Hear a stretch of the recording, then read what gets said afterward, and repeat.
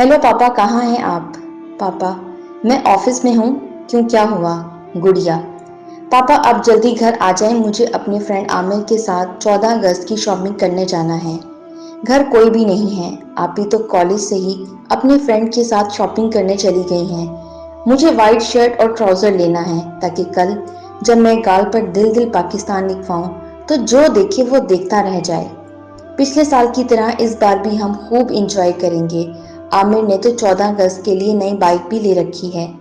पापा, ओके बेटा, मैं आता हूँ। सामने हाथ में गन पकड़े एक रिटायर्ड फौजी जो बुढ़ापे की कई मुसाफतें तय कर चुका है, इसकी नम आंखों ने मॉडर्न बाबू को हैरान होकर सवाल पूछने पर मजबूर कर दिया कि बाबा जी, खैर तो है?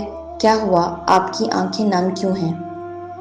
बाबा साहब, कुछ नहीं, मुझे अपने बचपन के दिन याद आ गए जब मैंने अपनी बहन से कहा था कि बाजी मुझे भी झंडा चाहिए, मुझे भी झंडा लहराना और आवाज लगानी है, लेके रहेंगे पाकिस्तान, बन के रहेगा पाकिस्तान।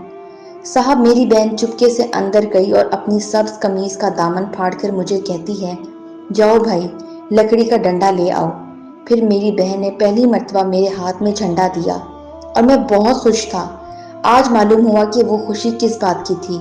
वो खुशी इस बात की थी कि मैंने पाक सरजमीन को अपनी बहन के दामन से पहचान दी थी। साहब, आपको मालूम है फिर क्या हुआ?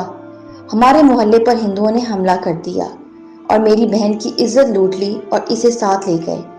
2 दिन बाद हमें अपनी बहन खेतों से मिली तो वो ज़हनी तवाज़ुन खो बैठी थी और इसकी ज़बान पर एक ही नारा था, बन के रहेगा पाकिस्तान, हम लेके रहेंगे पाकिस्तान। साहब, मैं छोटा था, मैं सारी रात अपनी बहन से लिपट कर रोता रहा और रात को किसी पहर हमारे मामू लोग आए और मेरी बहन को कहीं ले गए।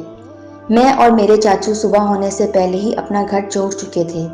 मेरे हाथ में सिर्फ एक झंडा था जिसे मेरे चाचू ने जब सुबह देखा तो इसे सीने से लगाकर बहुत रोया और कहता रहा कि तुम्हारी खातिर हमने अपनी बहनों और बेटियों की इज्जतें लुटवाई हैं, न जाने तुम हमसे और कितनी दर्दनाक कुर्बानियां लोगे।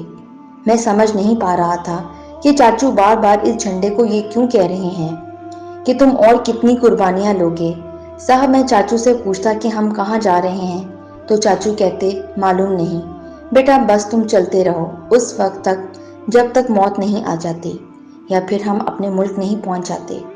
साहब, आज समझ आई कि मेरे चाचू किस मुल्क को अपना मुल्क कहते कहते सफर में मसरूफ रहे। रास्ते में बहुत लोग मरे हुए थे। एक मकान में हम छुपे हुए थे कि एक दूध पीता बच्चा रोने लगा तो इसकी माँ ने इसका गला घोंट दिया ताकि वो हमें पकड़वा ना दे। साहब, हर तरफ लाशें बिछी थीं और गिद्ध और जानवर इन्हें खाने में मसरूफ थे।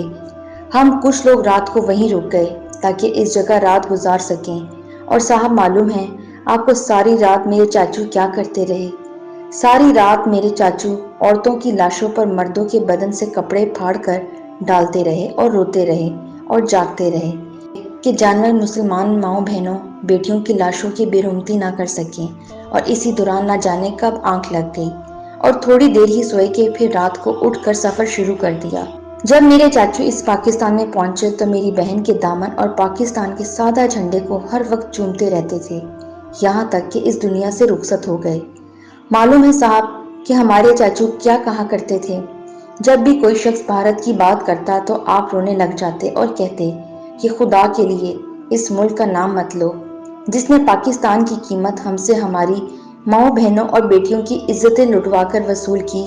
साहब देखो ना, जिन इज्जतों को बचाने के लिए हमारी माओ और बहनों ने कुएं में छलांगे लगा दी, इन्हें हमारी आज की बेटियां सरेआम नीलाम करती फिर रही हैं। इन्हें कौन बताए कि इस पाकिस्तान को हासिल करने का मकसद अपनी इज्जतें लुटाकर अपनी बेटियों की इज्जतें महफूज करना था।